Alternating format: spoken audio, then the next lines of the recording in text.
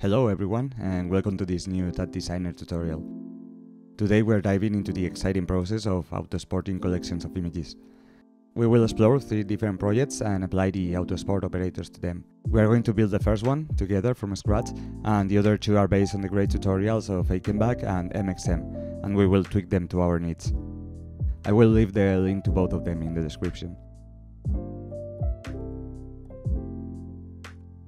Whether you're a beginner or already have some experience with TouchDesigner, I think you will find this tutorial useful. By the end, you will know how to create a diverse array of generative artwork by auto-exporting and auto-saving images with randomized parameters. So let's get started.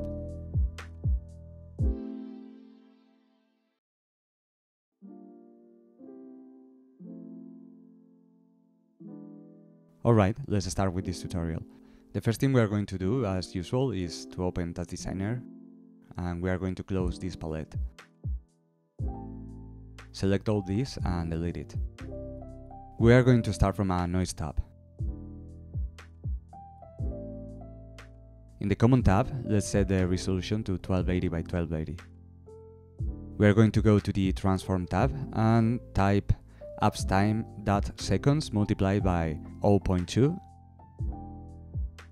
and copy paste here. Now we are going to modify the noise. Let's get the period to 1.4 and we are going to lower the harmonic spread, raise the harmonic gain, raise the exponent a bit as well, and let's lower a little bit here. Okay, now what we are going to do is connect a transform.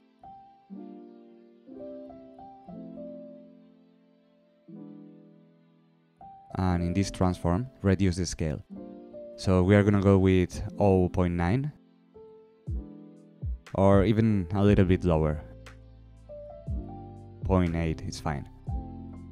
The next thing we are going to do is to add a level here, simply for flexibility, in case we want to control or change anything. For now, we are going to leave it like this. Let's connect a blur from here. And we are going to copy and paste this blur 3 more times.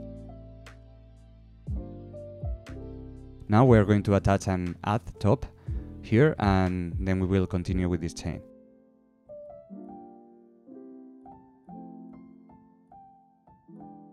After the add top, let's connect a null. Now we get an error and we have to connect all of this in order to remove it, but we are going to tweak the blur parameters first. I will set the last blur to 1 and 2. In the previous one we are going to write 2 and 3. In this one type 4 and 6. And in the first one we are going to write 8 and 12. To the second blur I'm going to attach a composite. And I am setting this composite to screen mode, okay?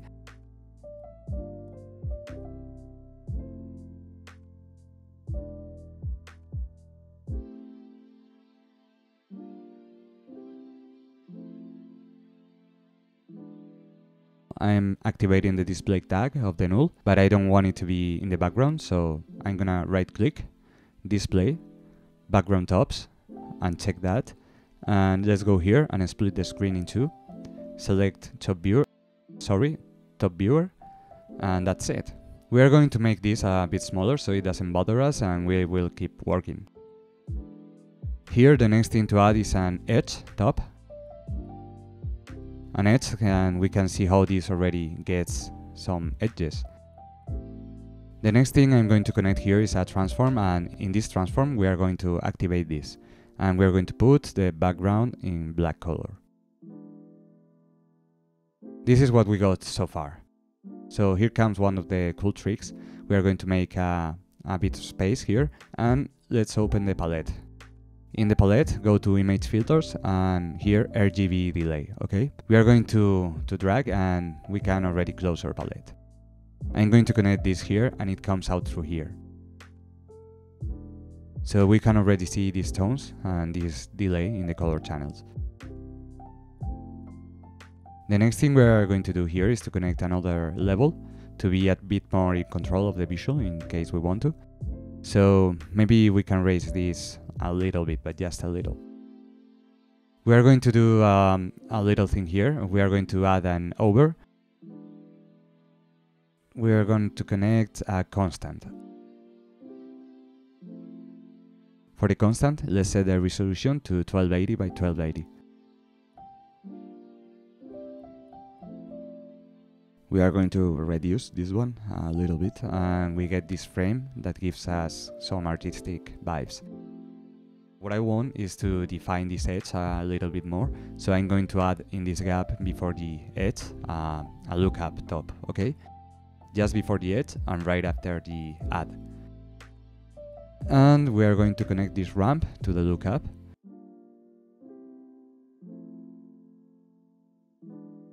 And create a new shade here that is completely black and just push it up. You see the changes in the edges? We've gone from something like this with blurred edge to something much more defined. So this is all we need for now, okay? The next thing we are going to do is to create our component to save and export. Let's create a keyboard in Shop. And from here we are going to pull out a null. Right before the null we are going to put a rename and call this save file. Not only the channel but also the null in the end, we are going to call them save file. Now if we press the key 1, as you can see, it changes. We are going to add a new one, a count. So add this count separately and add a rename and a null. I'm going to call this file number and also this one, also file number. Finally, we need to add a component to randomize numbers. I downloaded one and I will also leave a link for this in the description.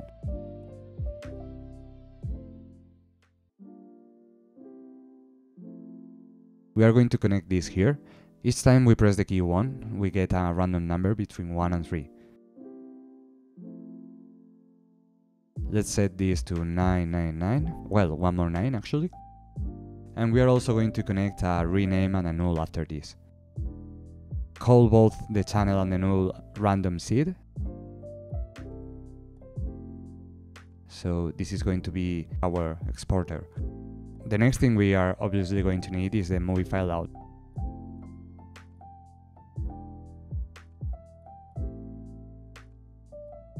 This movie file out, we are going to set it to image type and the PNG format. Okay, the first thing we are going to reference here is the save file. So drag it to the switch to save the image. And now the file number, let's add it here. By clicking here, we can change the name of the file, so let's call it Generative Art.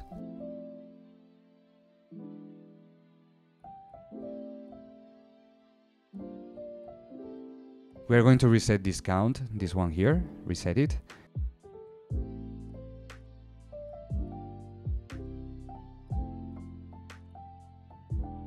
Of course, let's save the project.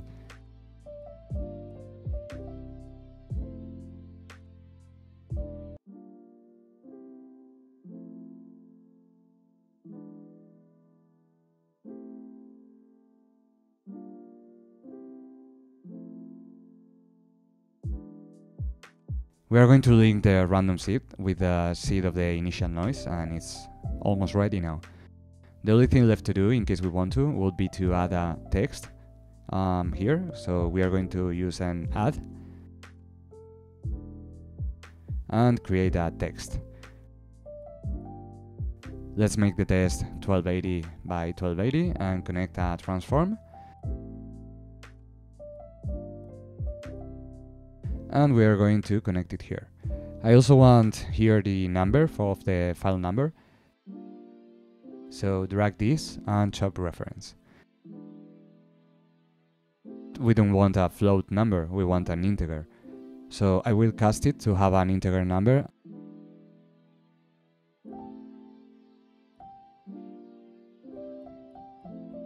And now we'll do the same to have a string.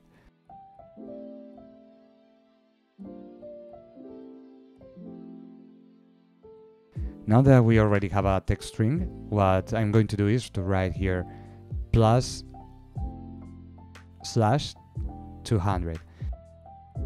This is the collection number, so if we press the key 1, it will increase. Alright, let's pick a font. For example, I think Olivera could work. So we are going to align it to the right, and now what we are going to use is our transforms to place it. Move this a little bit, something like this, and lower this. Yeah, that's fine.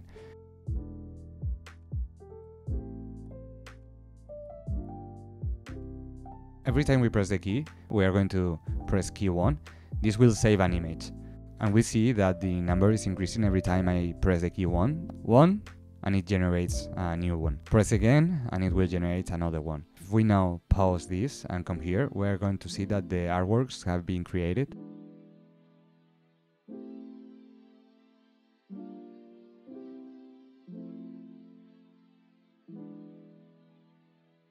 Let me change the icon here, and we have these works. In case you don't want to do it manually, you could always use another method, which is to create a pulse.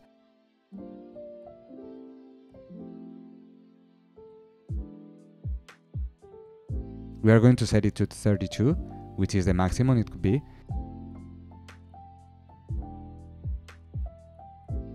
I'm going to create a constant, and I'm going to bring this channel here. So I get this looking like a number instead of a wave. So we're going to connect this here. Remember to have this paused before connecting it. We are going to connect this here and start replacing the keyboard in, which we can leave over here. So now if I press play, it will start saving one image each time there is one of these peaks. We can reset the count, but it's already reset this time, so let's go. We are going to press play and get ready. In this case, I think it was too fast. Let's see. Yeah, in this case, the result is different. We need to give it some more time. So, well, the majority is fine, but let's try to give it more time. In our pulse, instead of 32, we're going to write 16. We are not even going to reset, let's just press play.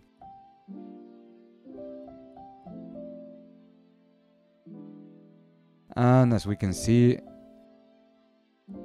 this is generating one image after the other. Let's pause it. And here we have it.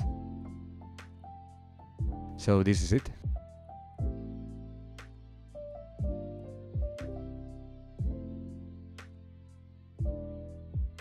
This is going to be useful to us next, so I'm going to copy it now, and I'm going to take this from here. Yeah, copy it. Now let's move to the next project.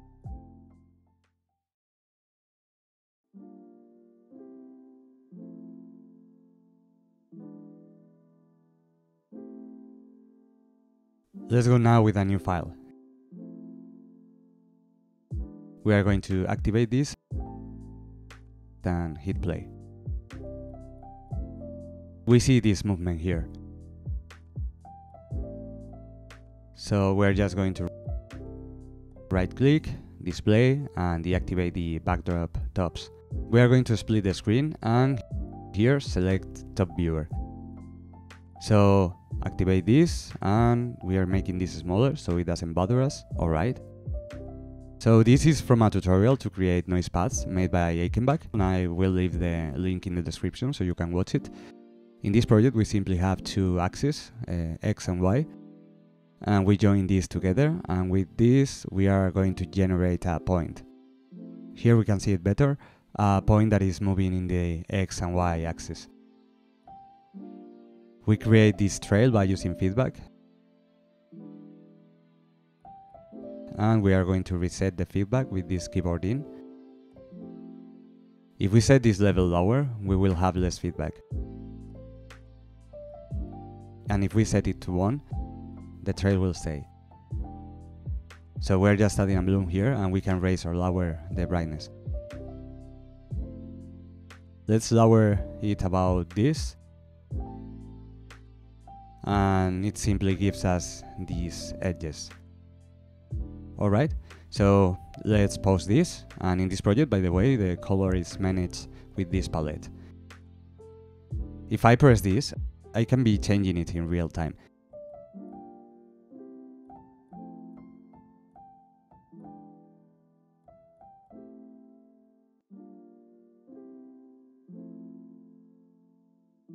This is the color lovers component.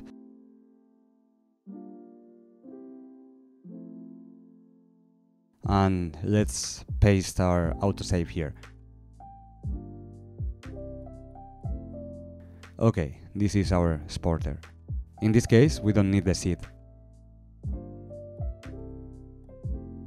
Alright, so let's deactivate, by the way, the real-time box up here. And let's create a movie file out. I'm going to pause this. In this movie file out, let's set the image type and PNG. So we are going to use, as before, our file number here. And our save image here. If we want, we can give it another name, like noise path. Alright. And what we are also going to do is that this save image is going to reset the feedback. So if we want, we can already delete this keyboard in. What else is left here? I think the text. So this text, as before, we have it set here with a Python mention to the channel. Actually to the, not only the channel, but the operator on the channel file number, which is this one here. We convert it into an integer and then into a string. For this string to be able to add this one here corresponds to this.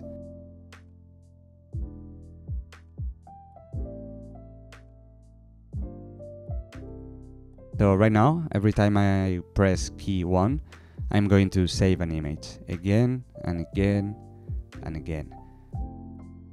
Instead of the keyboard in, we are going to use our pulse.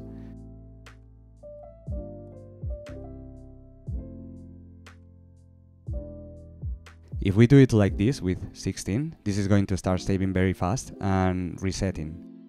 We want to give it a little more time to develop the feedback trail.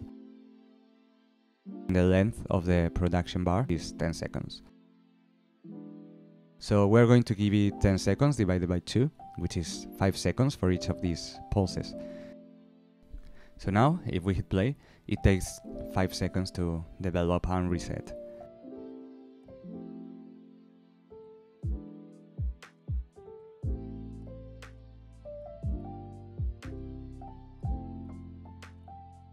We can also, in real time, if we want, be changing the colors. Look how beautiful that one is. And so, be generating different pieces.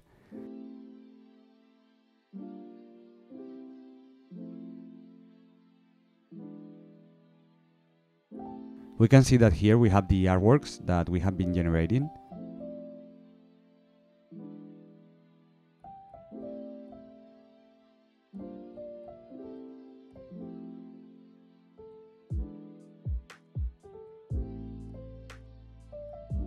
And we can leave it generating for hours. So just remember to reset the count if you want to start over again. And yeah, that's it.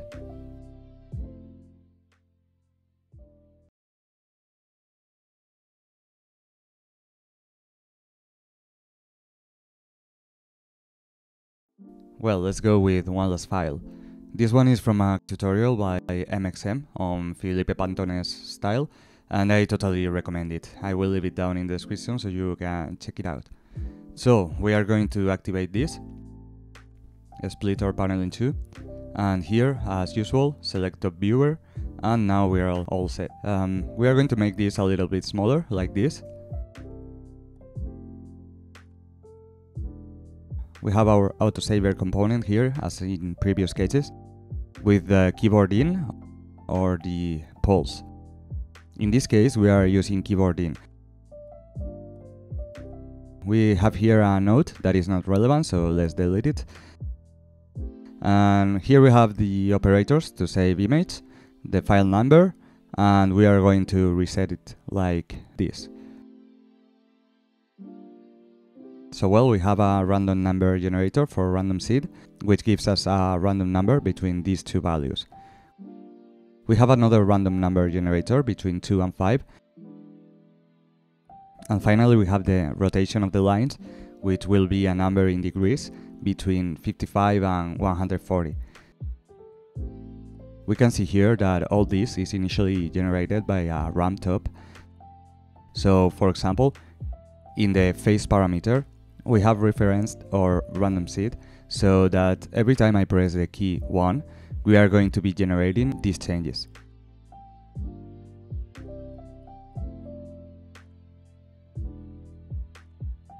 We are also mapping more parameters here, as we can see in this transform. So we have the rotation, the line rotation, and in the scale, the line thickness. These are our parameters from here: line thickness and line rotation. So when I press 1, these are changing. We also have another noise top over here, in which we are changing the seed by referencing the random seed, just like in the case of the face parameter. And well, this could be a bit of what we have mapped. I think that's about it. For the resolution, I'm bringing it from here. And finally, just adding a little white border that looks artistic. Now we have our movie file out top set to image, PNG, the file number as usual here, and we are going to reset it again. And every time we press the key 1, we are going to be creating a new generative work. In case we don't want to do it ourselves, well, we are going to use the pulse, and we are going to set it very high in this case, since there is no feedback, and we are going to connect it. Each one of these images is already being saved. We can see it here, how the images are being created. Let's pause it. I like to reconnect the keyboard in to avoid surprises later when hitting play or reopening the file. And as you can see, well, it's generating completely different works. So this is it.